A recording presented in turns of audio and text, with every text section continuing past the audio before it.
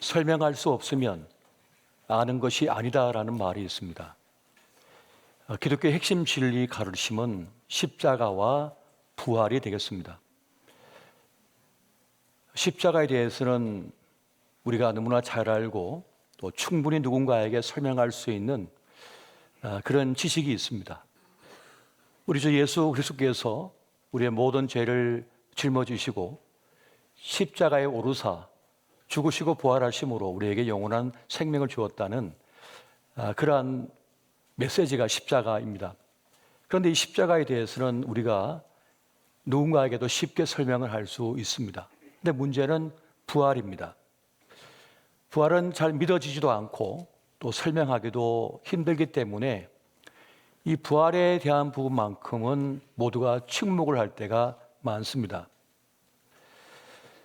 십자가의 죽음은 알지만 부활에 대하여 믿거나 설명하기 어려운 것이 우리의 믿음의 현실이 되고 있는 것이죠.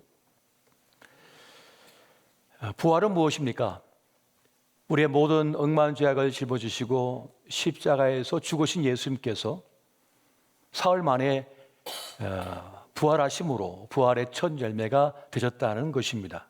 그래서 믿는 우리도 예수님과 같이 부활한다는 것이 바로 부활에 대한 지식이고 부활에 대한 신앙이 되겠습니다. 부활 신앙을 가진 우리는 기억해야 할 것이 있습니다. 죽음은 끝이 아니라고 하는 사실입니다. 죽음은 끝이 아니라 새로운 관문이며 통로가 된다는 것입니다. 부활은 새로운 창조가 되는 것이며 우리의 완성이 되고 있습니다. 그렇게 부활은 신비이고 하나님께 속한 영적 진리가 되고 있습니다. 죽음이 끝이라고 여기는 분들이 있습니다. 죽으면 그만이 아닌가라고 생각하면서 죽음으로써 문제를 해결하고자 하는 이들이 있습니다.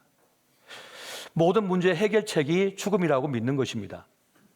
이 허무주의와 물질주의 철학에 빠진 이들이 그러합니다. 죽음이 끝이라고 생각을 가진 사람에 대하여 사도 바울은 이렇게 말을 합니다. 고린도전서 15장 32절 하반절을 보면 죽은 자가 다시 살지 못할 것이며 내일 죽을 터이니 먹고 마시자 하리라. 죽으면 끝이라고 여기는 인생관, 내세관을 가진 이들의 그 삶의 태도를 결정짓는 모습입니다. 그 죽으면 끝이라고 하는 인생관을 가지고 있고 내세관을 가지면 그것이 오늘의 삶의 태도를 결정지어버립니다. 죽으면 그만이지 무슨 게 있어? 그러면 공부할 필요도 없습니다. 일할 필요도 없습니다.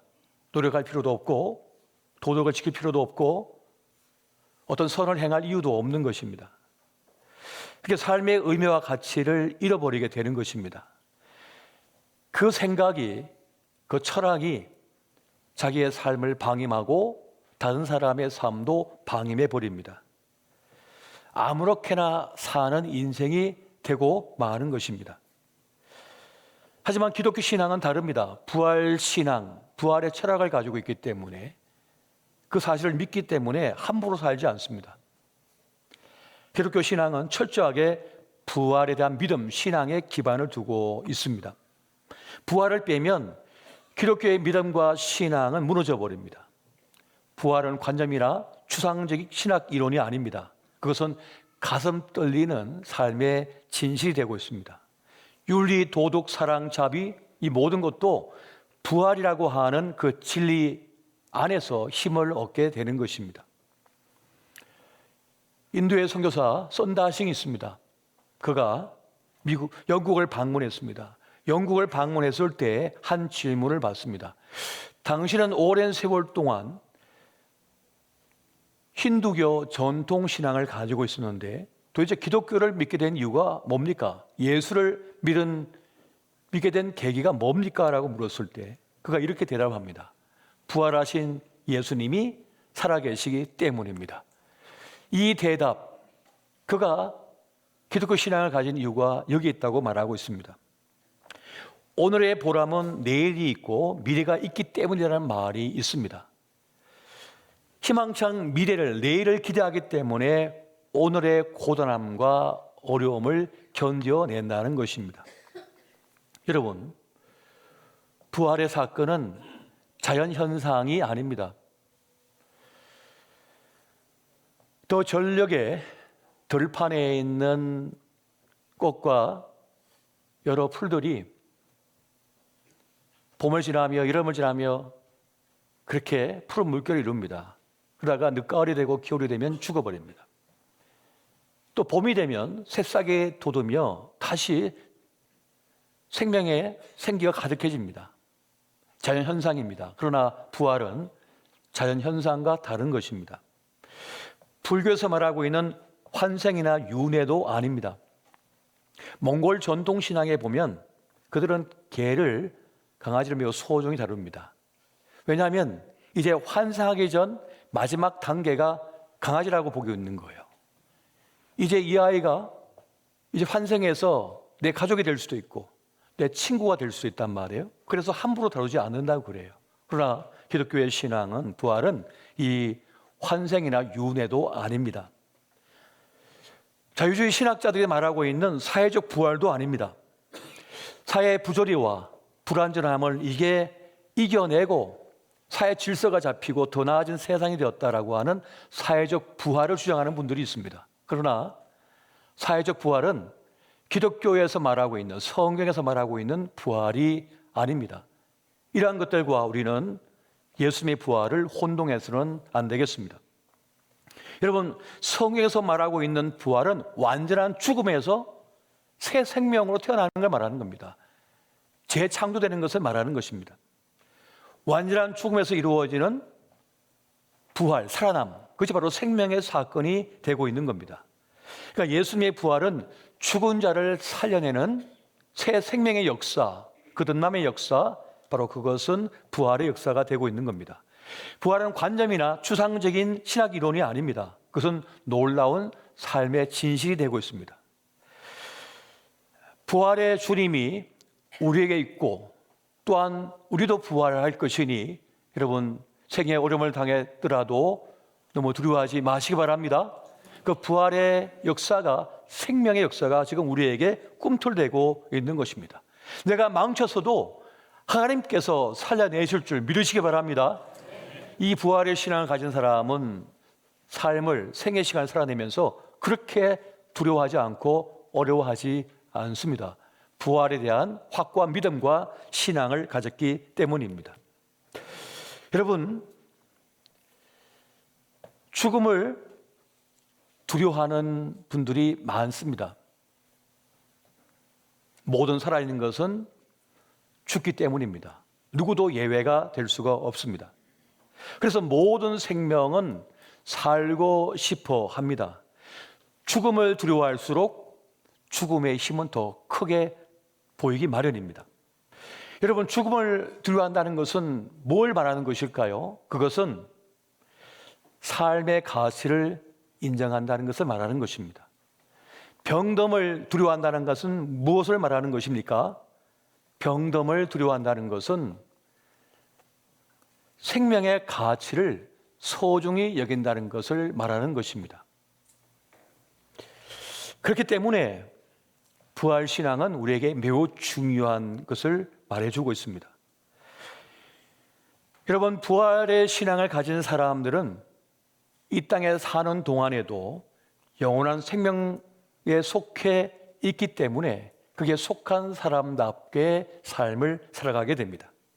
땅의 인력에 끌려 살지 않고 하나님의 은총에 이끌려 살아가는 삶을 살아갑니다.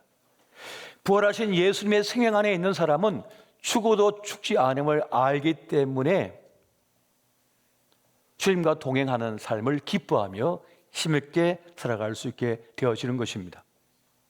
강이 바다에 이르러 더 큰 생명의 일부가 되듯이 우리의 생명도 영원한 생명의 안김으로 영원에 이르게 되는 것임을 믿으시기 바랍니다. 여러분, 잘린 가지는 생명을 잃었지만은 참 포도나무여 생명나무 대신 예수님께 접붙임을 통해서 새로운 생명을 얻고 영원한 생명을 얻음을 믿으시기 바랍니다. 예수님은 죽음 이후, 부활 이후에 일어날 일들을 우리에게 자세하게 설명해 주고 계십니다. 요한복음 6장 39절에서 40절 말씀 우리 같이 한번 읽어보겠습니다. 시작. 나를 보내신 이의 뜻은 내게 주신 자 중에 내가 하나도 잃어버리지 아니하고 마지막 날에 내가 다시 살리는 이것이니라. 내 아버지의 뜻은 아들을 보고 믿는 자마다 영생을 얻는 이것이니 마지막 날에 내가 이를 다시 살리리라 하시니라. 아멘. 내가 하나도 잃어버리지 않고 너희를 살릴 것이다. 내가 너희를 살려줄 것이다 라고 말씀해 주고 있습니다. 그래서 너희는 다시 살리라 라고 말씀을 누누이 하신 거예요. 여러분, 부활은요, 우리의 상식이나 합리적 이성의 논리로 이해할 수 있는 사건이 아닙니다. 부활은 믿음의 논리로서만 이해할 수 있는 영적 진리가 되고 있는 거예요. 부활이 사실이냐 아니냐 다 사람들과 논쟁해 봐야 아무 소용이 없습니다. 진리가 어떤 이들에게는 가려져 있기 때문에 그러합니다. 그리고 우리에게는 열려져 있는 겁니다. 이사야 6장 9절 말씀 보니까 여호와께서 이르시되 가서 이 백성에게 이르기를 너희가 듣기는 들어도 깨닫지 못할 것이요 보기는 보아도 알지 못하리라고 전하라 이렇게 말씀합니다. 그러니까 듣긴 듣고 보긴 보아도 깨닫지 못한다는 거예요. 왜? 가려졌기 때문에. 하지만 열린 사람들에게는 그것이 보여지게 되고 들려지게 되고 깨달아지고 그냥 믿어져 버리는 역사가 일어난다는 것입니다. 여러분, 이 부활에 대한 믿음, 신뢰도 바로 여기에 있는 것입니다. 여러분, 부활에 대한 성경적 가르침은 분명합니다. 신약 성경을 보면 죽음 후에 육신은 땅에 묻히지만 영혼은 죽지 않고 두 가지 길로 향하게 된다고 알려주고 있습니다. 악인은, 믿지 않은 자는 음부로 떨어지고 구원받은 영혼들은 낙원에 이른다고 말씀해 주고 있습니다. 다른 말로는 아버지의 집에 가는 것으로 기록되어 있고, 또 다른 표현은 더 나은 본향으로 간다고 기록되어 있고, 또 하나님의 나라, 하나님의 도성으로 간다고 기록하고 있습니다. 그런데 이것이 끝이 아닙니다. 마지막 때 천사장의 나팔 소리와 함께 예수님이 재림하십니다. 그때 죽었던 우리의 육신, 티끌이 되어서 떠들고 있는 그 우리의 육신, 그것이 부활합니다. 살아납니다. 그리고 낙원에 가 있던 우리 영혼이 옵니다. 그래서 만나서 부활체가 되는 거예요. 그 부활체는 예수님께서 부활하신 후에 제자들에게 보여주신 모습입니다. 내 손을 만져봐라. 내 옆구리에 손을 넣어봐라. 함께 음식을 먹으시고 벽을 통과해 들어오십니다. 부활체의 모습입니다. 그리고 성천하심을 통하여 너희도 내가 마지막 때 다시 이렇게 돌아오는 것처럼 너희도 부활하여 하나님 나라에 갈 것이다라고 직접 보여주신 거예요. 왜? 보여줘야만 알기 때문에 그렇게 한 것입니다.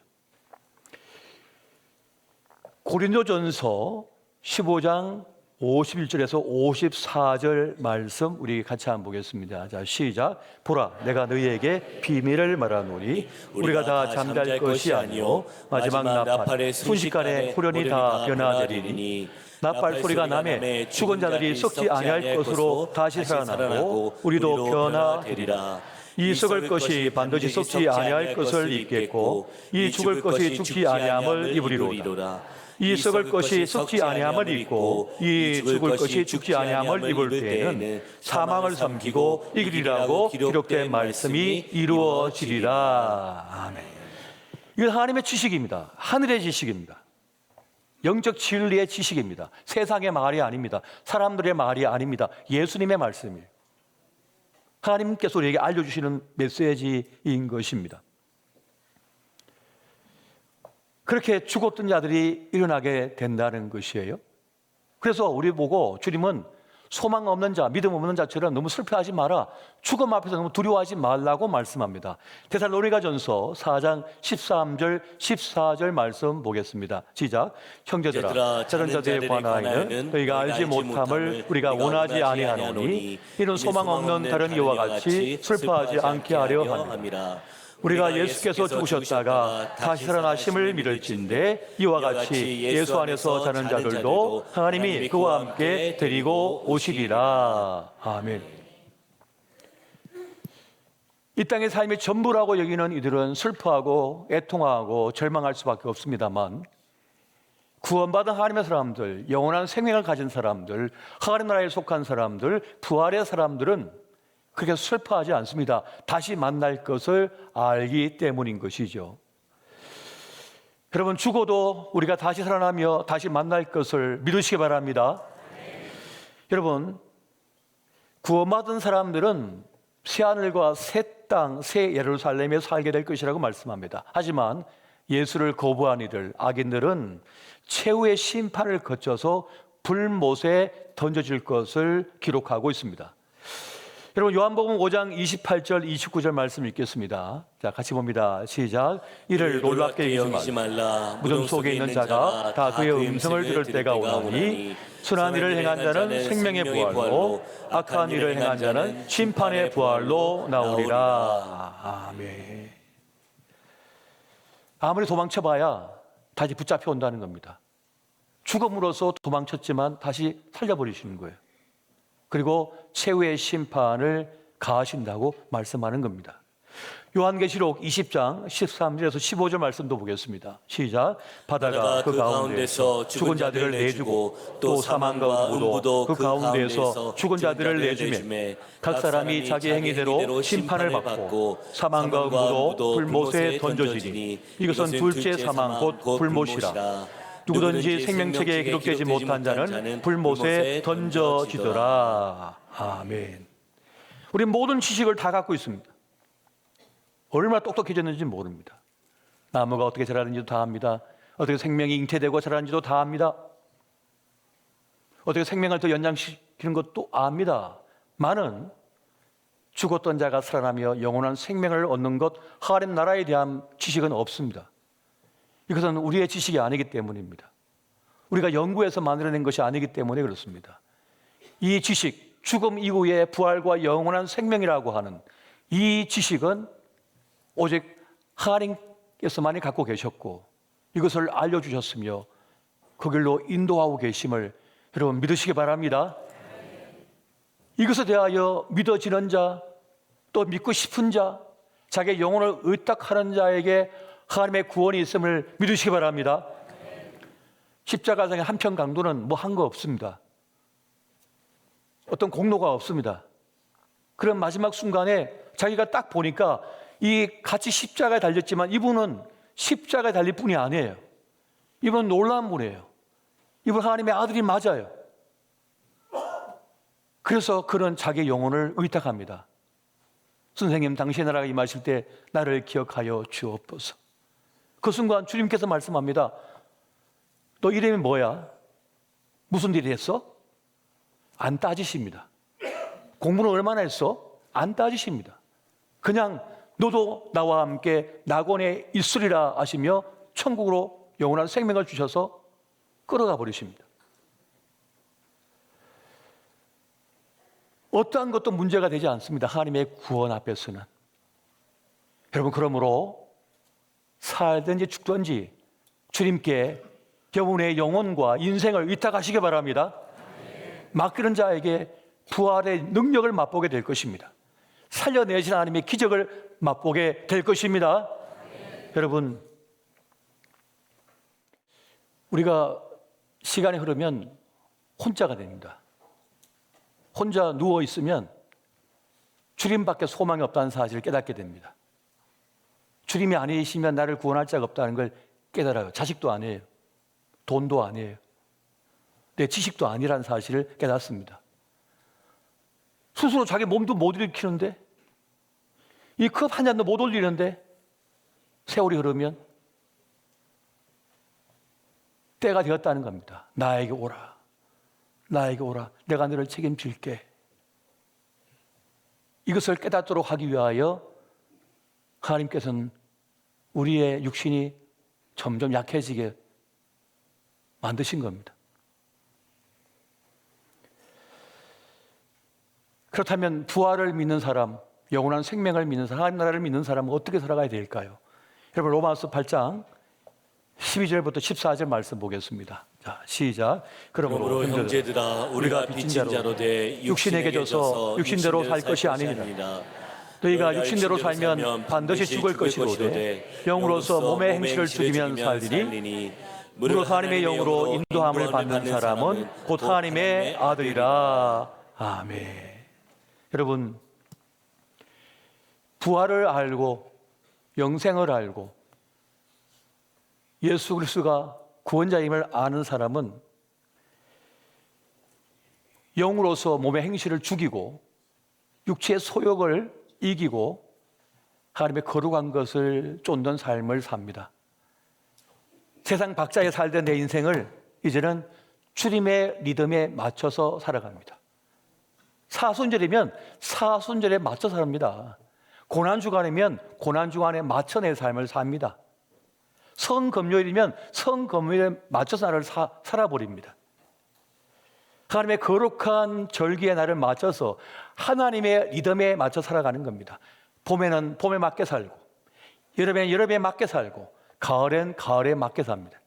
겨울은 겨울에 맞게 삽니다. 그게 순리입니다. 그게 제일 잘 사는 거예요. 그게 제일 잘 사는 것입니다. 여러분, 너무 사랑받으려고, 너무 인정받으려고 애걸복걸 하지 마십시오. 그냥 나는 내 삶의 모습을 가지고 주님 믿으면서 주님과 동행하며 나아가면 됩니다. 성령은 지혜의 영이셔요. 지혜의 영은 우리를 똑똑하게 만들어버립니다. 뭔가를 보게 만들어버립니다. 깨닫게 버리게 만듭니다. 뭔가를 느끼게 만들어버려요. 그래서 묶이지 않는 겁니다. 내 생애 속에서 주님께서 이때에 주신 것이 있구나, 또 이때에 주신 것이 있구나 하면서 그걸 믿음으로 수용해 버려요. 그 과정이 있어야 되는 것을 압니다. 그 여정 속에 이런 어미로서의 아픔이 있는 걸 압니다. 아비로서의 무거운 짐이 있는 것을 경험합니다. 그래야 아비가 되는 겁니다. 그래야 어미가 되는 겁니다. 그냥 어미가 되고 그냥 아비가 됩니까? 그냥 목사가 됩니까? 그냥 장로가 됩니까? 그냥 권사가 됩니까? 그냥 안수집사가 됩니까? 그냥 대통령이 됩니까? 그냥 군인이 됩니까? 치러야 될 값이 있어요. 대가가 있어요. 주님은 그걸 허용하시는 거예요. 그게 인생의 묘미이기 때문에, 인생의 맛이기 때문에. 진리를 알지니 진리가 너희를 자유롭게 하리라. 주님을 알면, 생명의 시간을 나에게 주신 주님이 있음을 알면, 또한 구원이 내게 있음을 알면, 부활이 내게 있음을 알면, 지금도 부활의 역사가 나에게 역사하고 있음을 알면 크게 절망하지 않는다고요. 크게 실망하지 않는다고요. 크게 두려워하지 않는다고요. 죽음 오라. 그럼 나는 부활을 향해 나갈 것이니까. 고난이 오라. 고난을 치르게 하는 이유가 있겠지. 이 아픔을 겪게 하는 이유가 있겠지. 그 아픔이 없으면 인생도 아닙니다. 그래야 내 인생이 되는 거예요. 그래야 진짜 내 것이 되는 겁니다. 내가 치러야 될 값이 있는 거예요. 내 자식 잘 되라고, 내 손주 잘 되라고 속이 아파가면서 애통해하면서 기도하는 거, 그래야 부모가 되는 겁니다. 그래야 진짜 삶을 사는 겁니다. 여러분, 부활이 있고 영원한 생명이 있는 우리에게 주님께서는 성령을 주셨습니다. 하나님 영을 우리에게 부어주셨습니다. 그 영이 우리를 똑똑하게 만들고 지혜롭게 만들고 하나님을 더 믿게 만들고 우리를 인도하고 계십니다.